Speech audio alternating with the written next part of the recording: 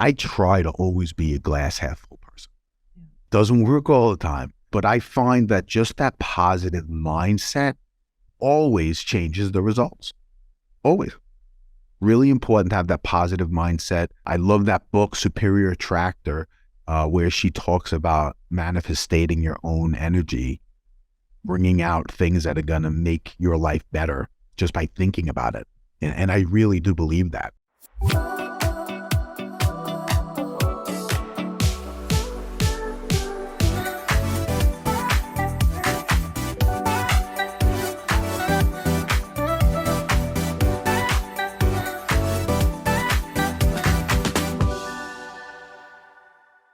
Hey, everybody, this is Dr. Dave, and here is my guest co-host, Sarah.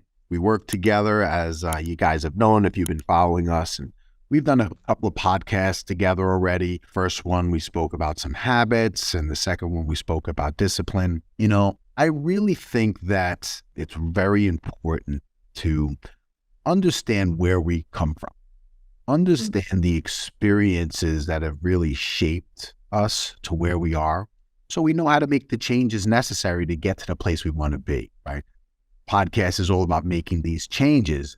How important are these little steps that we go through to develop the new person that we're going to be? So we've all been through some trials, struggles, challenges, however you want to call it. Sometimes you're able to overcome them.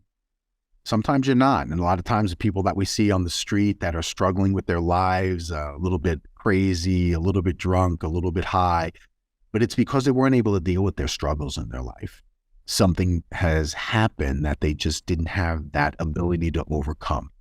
Maybe it's because they didn't meet me, that we weren't able to inspire them to get them out of their little rut. Sometimes it might be a psychological problem that we can't handle with simple love, right?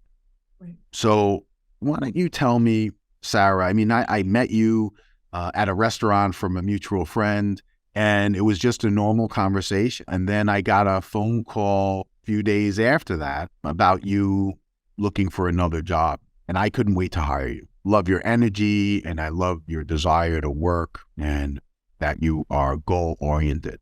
So why don't you tell me, and you don't have to go too far in depth about it, but just give me maybe a couple of struggles or challenges that you've had that you think have really helped to shape who you are today. Sure. I think that some of the struggles I've had have happened to me later on in life. You know, I've gone through a few things with an illness, and then also me and the kids were in a fire. So I think I didn't even know that. Yeah, I think that all of these things molded me to be the person I am now, just having lost, all our personal belongings and starting over. It's funny because you have to be careful what you pray for.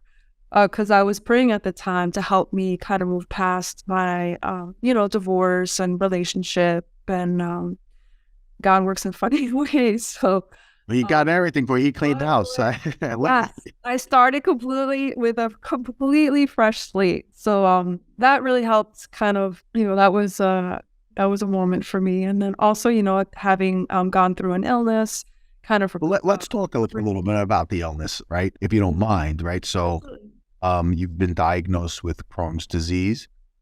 And for some people, it can be very debilitating. You need to eat healthy. You need to eat the right foods. You need to eat things that don't cause you problems.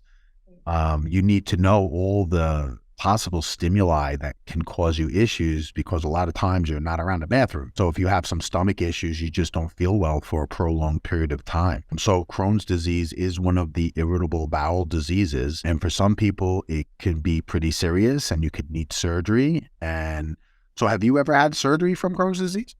I have. I've had a couple surgeries just to help with the parts of my intestine that had become inflamed and scarred. So they actually went in and removed those to kind of help control the illness. So, yeah. But when they had that surgery, they were able to reconnect your intestines and... Yes. Okay. Yeah, they reconnected them. And now I have to kind of be careful with my diet, take certain precautions. Not to eat raw, like any kind of raw vegetables, things like that. Well, I'm sure at the time that this all happened, right, you didn't know how this would impact the rest of your life. It's kind of an emergent situation, right? When you find out you have these problems that come with this disease, and sometimes you need emergent surgery, or sometimes you can schedule it. And you also had a personal experience with your son having a problem. He also has Crohn's disease, right? Yeah, he also has Crohn's disease as well. So he required, he's actually had 2 surgeries already. So, yeah. So, and then he's going to respond probably similar to you, that it's going to help him to change his diet, change the way he lives, and really impact him in a different way. So those are the 2 major things that you would say. What about any little like minor struggles that might have changed you a little bit, like maybe just changed your mind, or maybe changed some minor decisions that you might have made in your life? Yeah, I think definitely like coming to work with you was a really positive change. That night that we met, I really loved your positive energy, and you definitely inspired me. So that was a nice change. I remember calling you and being excited to come on board and start that new opportunity. So, Well, thank you. I definitely appreciate that. So when it comes to challenges, everybody's been through them. Some are bigger than others. And I've had so many, and I'm very proud of my past because it's made me who I am today. One of the first things I remember in my life that really has impacted me probably the most was when I was playing as a child. We were playing in, those refrigerator boxes, when you get a brand new refrigerator, that huge box, and you play house in it. So I was playing by myself in the box, and the bullies in the neighborhood came, and they collapsed the box on me and did not let me out. oh my goodness. Now, at that time, obviously, I'm just hoping for air. And then they finally let me out after my parents came and flipped out and chased everybody away like a movie. Like you see all the mice running away. That's what it was like. Everybody scattered. My mom was pretty scary, but it was so traumatic for me. As a result, I became claustrophobic. I didn't have a lot of neighborhood friends after that. Yeah. Oh my gosh. Well, I fixed it later when I got a little bit older and bigger, and I found them individually, but that's a story for another day. But it definitely impacted me. It made me fearful when I used to not be fearful. It's impacted me, I have trouble on planes and on trains. I just don't like those confined situations. And also my biggest problem is MRIs. I can't go in MRIs because the machine literally is resting on my chest as I'm in there. So it's not a comfortable situation.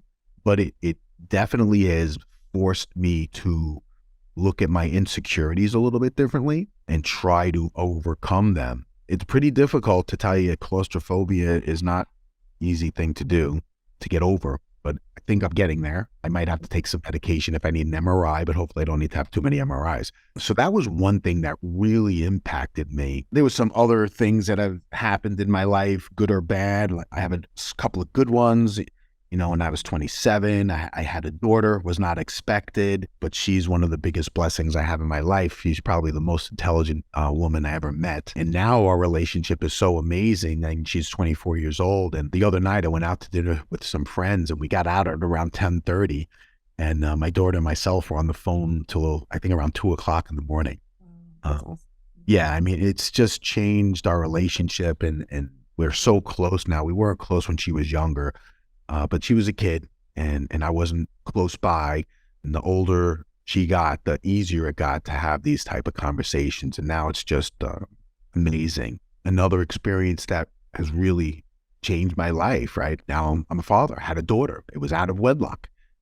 So it brought a lot of challenges to me. I was in graduate school at the time. It forced me to change a lot of things that I needed to do. And because things were so rough in the beginning, I decided to go to medical school all the way in Chicago from New York. I was in Long Island at the time. So I had to pick up and move. So it really impacted me. And then I wasn't able to have a relationship with my daughter. That impacted me for a long time. Obviously, she's a child, and at that time, cell phones were not like today. You had to call people on the house. So, it was not that cell phones weren't around. It just wasn't as convenient as it is today. So that definitely impacted me. Before that, there was, I used to play semi-pro football, and I loved it. It was my opportunity to maybe get into the NFL. I was a little bit small, but I hit really hard. and I tried to get into college, one of the big colleges that we all see on TV. It's called Division One, and I sent out my recruitment letters and my tapes, and nobody bit. Nobody took me. You always hope for that scholarship where you can get your medical education paid for. And they were like, well, you can walk on, which means no scholarship. We need you to change your position, and then you could try out for the team. And if you make it, the next year we'll offer you a scholarship, which they never offer you a scholarship. So I got that offer from plenty of schools. So basically they want you to be a practice dummy. So the good players can hit you all day and not have to worry about injuring anybody on their team. So that was pretty impactful for me, that I was not able to get to one of the college that I want to be. So I played semi-professional football, and I played for 7 years. That's a long time to do something. Anything for 7 years is a long time. And I loved it. And I was always hoping that that was going to give me an opportunity, to get to the NFL. And at that time, the NFL had a subsidiary or a league that they owned in Europe. It was called NFL Europe. I think later on it came the World Football League, and had a tryout for the Barcelona football team. And I was so excited. And 2 weeks before my tryout, we had a game. We were actually playing against like a Russian national team. They came to America, and they were playing different American semi-professional teams. So we played that game, and there was a play coming to my side of the field, and the defensive lineman that was in front of me got pushed backwards. And when I went to run to the left, he was running and got knocked over and was rolling, and he rolled right into my knee. And I had a medial collateral ligament tear and a strain on the ligaments, the ACL and the MCL, medial collateral and anterior collateral ligaments of my knee. And as a result, I couldn't play football. That ended my tryout 2 weeks later. But if that never happened, I wouldn't have went to med school, and I wouldn't have made the changes of where I am today. So, there's always a reason. There's always something to look at when something bad happens, and try to find the positive out of it. I was talking to someone last night, and we were talking about the glass half full, glass half empty, how we all use that, right? I try to always be a glass half full person. Doesn't work all the time, but I find that just that positive mindset always changes the results. Always. Really important to have that positive mindset. I love that book, Superior Attractor, where she talks about manifesting your own energy, bringing out things that are going to make your life better just by thinking about it. And I really do believe that. So those were just a couple of my struggles that I've been through. Another struggle that I have that really has changed me, one was more recent that I'll get into later. But this one was when I had my practice in Staten Island. I built a surgery center for cosmetic surgery. I did general surgery residency, and then I did a cosmetic surgery fellowship. So I was all ready to do some breast implants and liposuction, Brazilian butt lifts, which is fat transfer. After you suck it out, you put it back in and make it look nice. I was all excited to do that in my office. And I hired all these consultants to help me get the office certified, and so we can get everything up and running. Well, I wasn't able to get the office certified because I wasn't able to get hospital privileges for cosmetic surgery because I was not a plastic surgeon. They don't recognize cosmetic surgery as a specialty in the hospital because most cosmetic surgeries are done by plastic surgeons. So plastic surgeons, when you're in a hospital, want to own that. And in order to give you hospital privileges, they have to be in the field that you're a specialist in. And mine was, although I did a fellowship in cosmetic surgery, I was a general surgeon. So they'd be more than willing to give me surgery privileges as a surgeon, but not as a cosmetic surgeon. So I said no. Well, they said to me, if you can't do that, then we cannot offer you privileges. I said, okay, fine. I didn't think it was a big deal. But as I was trying to get certified, all these companies that would say, oh, we'll get you certified for sure. And there's different organizations that certify your office to do surgery in your office. So I hired several companies to help me, one at a time, obviously. Oh, yeah, we could definitely do it for you, doctor. And they could never get me to get what I needed, which was really a transfer letter from me to one of the other doctors that was in staff at the hospital. But I don't work in the hospital, so I couldn't get a friend that works in the hospital that's a surgeon to let me admit under his name. So I couldn't get those hospital privileges. And It cost me hundreds of thousands of dollars. And I was like, man, I don't believe this. But you know what?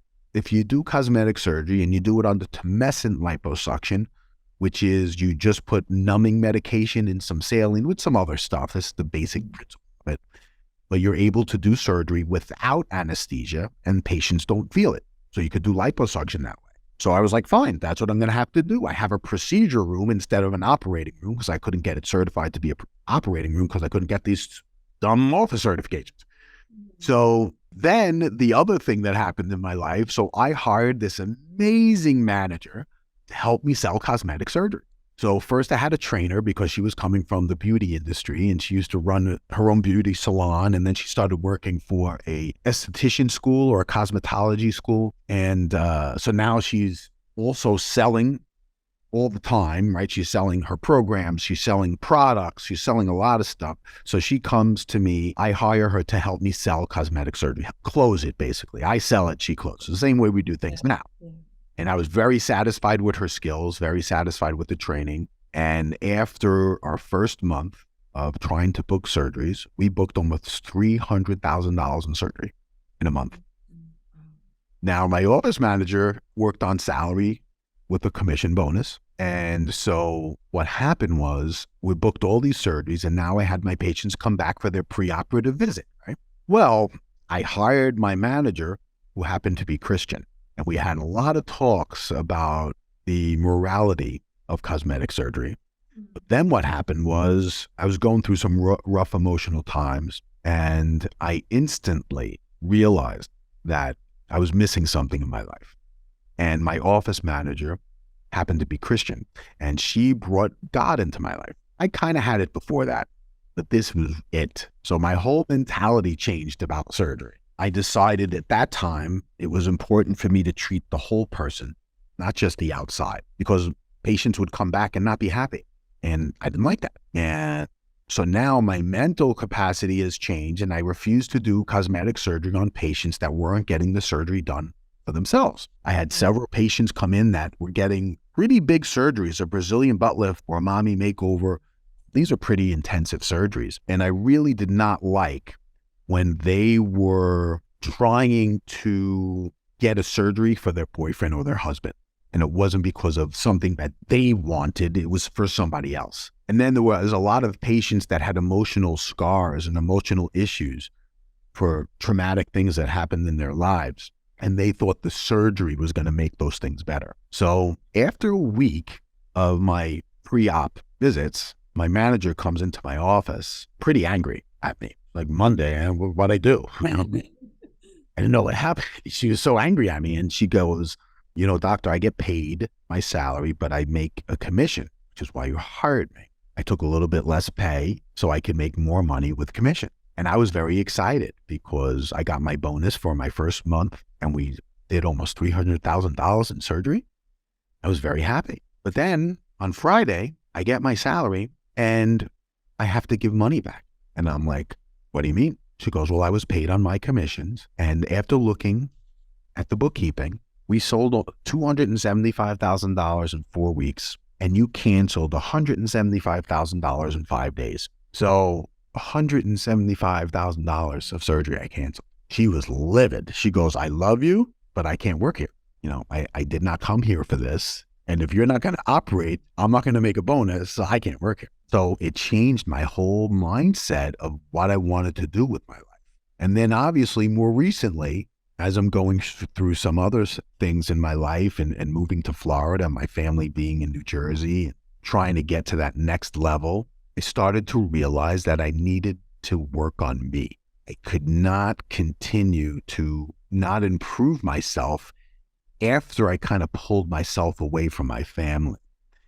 My whole purpose is to build a legacy for my family so that they don't have to work as hard as I'm working right now. I try to explain it to my son. My son's only 10. And I said to him, you know, daddy has to go to Florida because daddy has to build your legacy. So you don't have to work that hard, but all you'll have to do is nurture it, and take care of it, and help it grow. So you're still going to have to work hard, but not as hard as daddy's working. So my son goes to school the next day and they're like, well, where's your father? because I'm not there, right? And I used to coach him in football and coach him with wrestling. And so he's at wrestling practice, and everybody's parents come to pick up their kids, and it's always his mom. So his friends are teasing him and like, so where's your father? And my son's like, he's really busy building my kingdom. That's awesome. So, I mean, although it's a difficult time in my life, having a 10-year-old start to understand that is important, really important to me. And it's made my decisions a lot easier. We talk every day. We do FaceTime. It's really helped, but it's definitely not an easy scenario for anybody to be separated from those that they love. So your struggles build you up. So what would you say out of everything that's happened to you? And I know you've been through a lot, and I've been through a lot. What would you say is that one thing that really forced you to make a change? What was your lowest point? What was the hit, shall we say? I think I've had a few low points, but, I think that kids are really good motivation. So always, trying to step up to be, the parent that they need, it's kind of pulled me out of those dark moments where I was struggling. Had I not had them, I don't know that I would have had that best outcome, but they have definitely been my reason. So that's awesome. Yeah. That's awesome. I think that I've had a few low moments in my life. I tell you, the one that's probably the most impactful to me was the loss of my father. We were always really close. When I was young, I was not always the most well-behaved child, so I would say. I do have a little bit of energy, and when I was young, I had a little anger problem. But my father loved me and would stick up for me. And when my mom would be yelling at me, he would stick up for me. And I went away for my fellowship, and my father came to visit towards the end of my fellowship. So my fellowship starts in July, and it goes all the way up into the following June. So towards the end of my fellowship, my father and mother come to visit, and I had a conversation with my father. And he said, well, I don't want to worry you or anything, but they found a mass in my colon and I have to have surgery. And now, being a surgeon and a son, I'm like, what do you mean to have a mass that they have to have surgery on? Like, to me as a doctor, I know there's a lot more that goes into that conversation. If it's cancer, is there, some sort of rating system on that cancer, right? Because that's what they do. They categorize it so you know how bad it is. He didn't want to answer any of those questions. But the thing that was the hardest for me to handle was I was away from home doing my fellowship. And I felt that if I was home, I would have been able to see the symptoms and see the signs earlier. Because when my father came to see me, he was so skinny, started to look different. And I know in my heart, I could have seen it earlier. So that had a huge impact on me. And on top of that, so he had to go through a cauterization of one of his liver arteries, which would help the other part of the liver grow larger because his colon cancer was metastasized to his liver. So he had to have chemotherapy, he had to have this other procedure done. Everything was going well. Lost a lot of weight, gained a lot of years with the chemo. But so he had to have this surgery. It was scheduled, wasn't emergent. But when he got out of the operating room, he wasn't waking up. His stomach was starting to grow in size, wasn't producing any urine. Now, for someone that's not a physician, like yourself, you're just like, what's going on with my father? Right. Being a surgeon where I know what all these things mean, just the fact that he's not making urine and his stomach was swollen and he wasn't waking up, I knew something very serious is going on. And this is called abdominal compartment syndrome. So you have all this extra blood or fluid floating around, and your stomach or your abdominal compartment has a limited space to grow, a limited space to accept extra fluid. And this fluid was blood. So when they sewed his intestines back together, there was a little blood leak. Now, that's an emergency in itself, right? Mm-hmm. The bigger emergency that he had was when you have surgery on your liver, because he had to cut out half his liver because it metastasized to the liver. So the other half, any time that you have surgery on your liver gets 70% or more of your blood supply. Okay. Think about that. Yeah.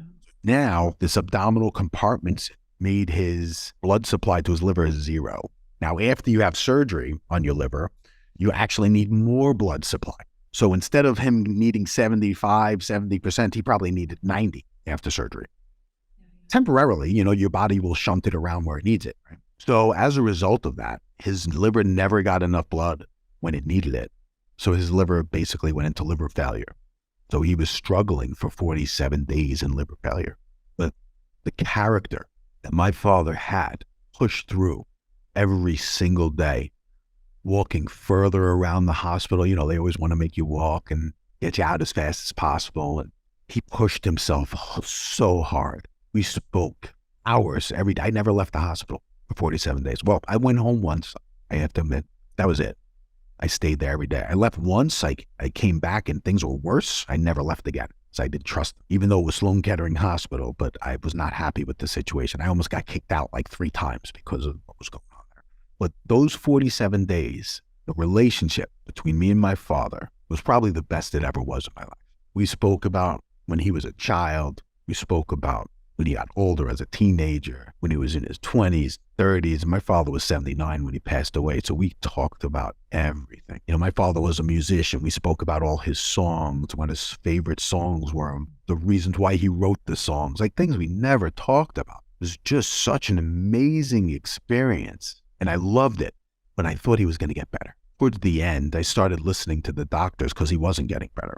Even though he was pushing himself harder, he had to go for dialysis. And he had such a bad experiences with one of the techs at dialysis. He didn't want to have dialysis ever again. Okay. So I started to go with him to dialysis. I had to get special permission from the hospital to go there. And I remember the surgeon came to speak to us. And he said, in order to see if we can turn your father's kidneys back on and see if that'll help clear things for his liver, we need to do dialysis every day instead of they do it 3 days a week. We need to do it every day and see if we can turn his liver back on. And because of the experience that my father had with this tech, he said, no, I don't want it. Now, don't get me wrong. He might not have been able to survive anyway, but he didn't want it because of that experience. And that picture, because I knew, and the doctor said, well, if that's the case, then, you know you're going to die. My father was like, I don't want dialysis anymore. I don't want to do this.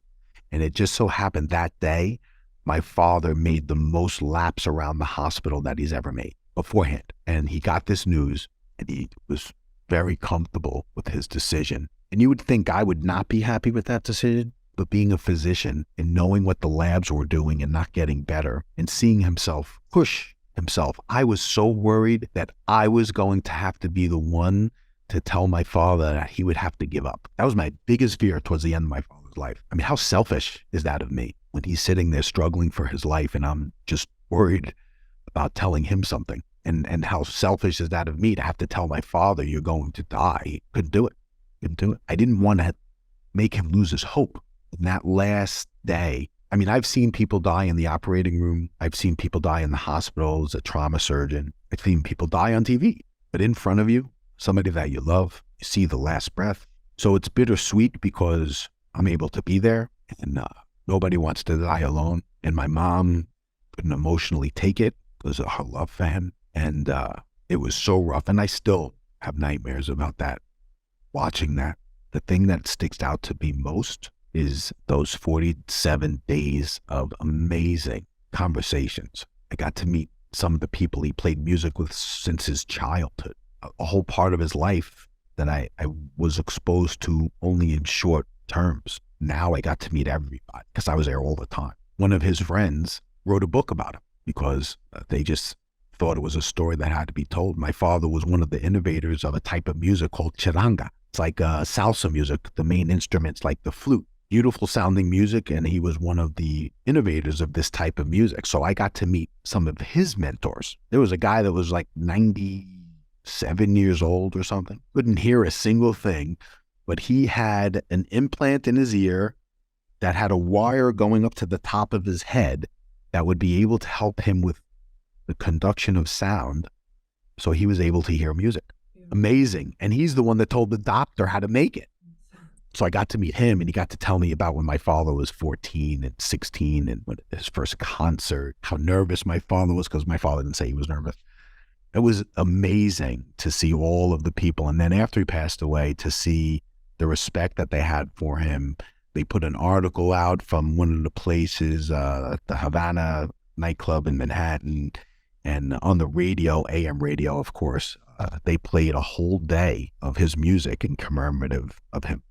So it was really amazing. But that really, really shook my life. That was 2013.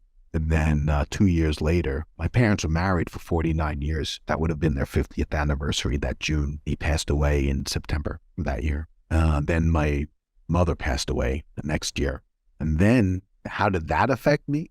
I was an orphan. I was not a spring chicken, but I felt so out of sorts, out of place in this world. Those were probably the most impactful things that have really made me who I am. My childhood has probably given me the desire for perseverance, or maybe my parents instilled that on me, or maybe it's just a gift that I have. But, these circumstances that don't seem so good can always have a positive spin on them.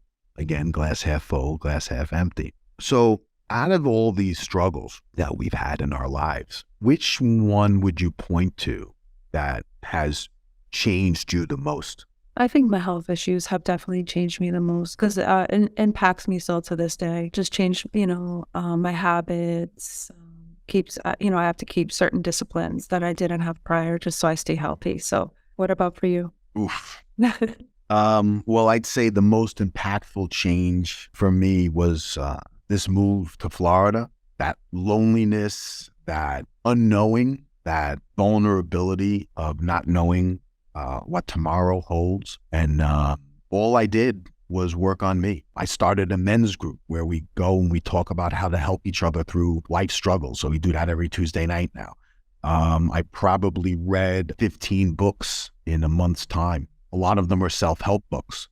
And I really started to work on me. And I think that's really what has made me change, even to today. It made me want to start the podcast. It made me want to change the medical practice. It made me want to make a bigger impact on the world. Why? Because something has been awoken in me that I feel that I can help more than one person at a time. And the whole purpose for this podcast is to help people get out of where they're at and make a difference in this. It's not just about conquering.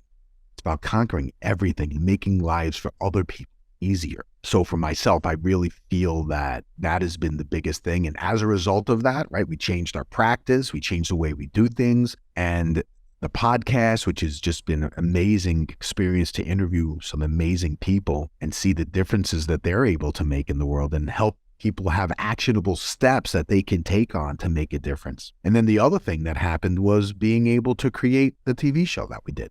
That me and Renee, I called Renee with this, at least I thought it was a good idea, about this interview show called Breaking Bread. And she loved it. She said, "Oh my goodness, what a great idea. Let's go do it." So when she said, "Let's go do it," I figured, all right, we'll get this done in a couple of months. We'll start working on getting a videographer and get the restaurants together. We got it all together in like 6 days. We had the filming done in 6 days. So a total of 12 days, we got a full season done of this TV show called Breaking Bread. And it is so amazing. It's all about, we thought it was going to be about the restaurants that we were going and the food, but it was all about the conversations. The conversations were so deep, so meaningful, so impactful, and they could really help a lot of people. And that's kind of where my life has changed. I am so driven and I am so passionate to help people and make a difference. And that's why I went into medicine in the first place. But just now having an outlet that I'm able to help more than one person at a time is just amazing for me. And I'm so excited. This new drive, this new passion that I have. I'm sure you've seen it, a big change in me over the last couple of months, right? Absolutely. So we spoke about today a lot, right? We talked about what our stories are, some of the struggles that we've been through. I've talked about some of my victories. You spoke about some of yours. I guess the next thing to think about is the future, right? What does the future hold? You got to have a plan, right, in order to get that goal. And I haven't even talked to you about that. Another beautiful thing about this podcast, in the next season, maybe I'll call it Making the Change, Optimize Your Health and Mind Unscripted, because we don't talk about this stuff before the show, because I want it to be that way. I think it's really important. So what do you think? Is there something that you've done that has made you change and that you are now victorious and you want to make a difference somewhere else? Like what's your goal? What's your mission right now? What's your vision for yourself? I know that I always feel best about myself when I'm helping others. So I think getting back to doing something to help others would definitely be the most impactful. So that's been a goal I've been working on. Well, and I think the benefit to that is everything that we're doing with our practice that you have been, so important in helping us shape and how we get to the people that we're trying to get to. And I agree. I think that the more we give, the more pleasure we have in life. And I feel like the more you give, the more you're blessed. And I think it's really important to be able to learn how to forgive and get by these little things so you can move on, not necessarily forget, but always forgive and do things because you want to do them, not because you expect something back. And the most important thing I find is enjoy the journey. We have one life and you're going to live every day to its fullest, but you still have to enjoy it. Don't make every day miserable for yourself. So we talked about the stories, the struggles, the victories, but now I think it's time that we talk about what should anyone watching this podcast do? What actionable things can they do with this next phase, right? And I think it's very important to look at yourself, look inside yourself to make these changes. So the homework is, number one, find your story. Find something in your life that has changed you so much in a positive way or put you in the right direction. Go through all the things, all the big struggles in your life, write them down, and then make sure that you, with all of those struggles, look at the things and how they changed you in a positive way. And if you can't think of it, try and put it together because I'm sure something positive has happened. And then lastly would be the victory. How did all of this make you overcome? So I think one story, maybe 3 struggles. Every struggle should come with its own victory. I think that's a really good homework for people to start working on to get themselves back on track and moving in the right direction and not just living, but overcoming. So again, this is Dr. Dave, my co-host Sarah. We appreciate you. Please like us and subscribe. We look forward to seeing you on our next episode. Thank you so much.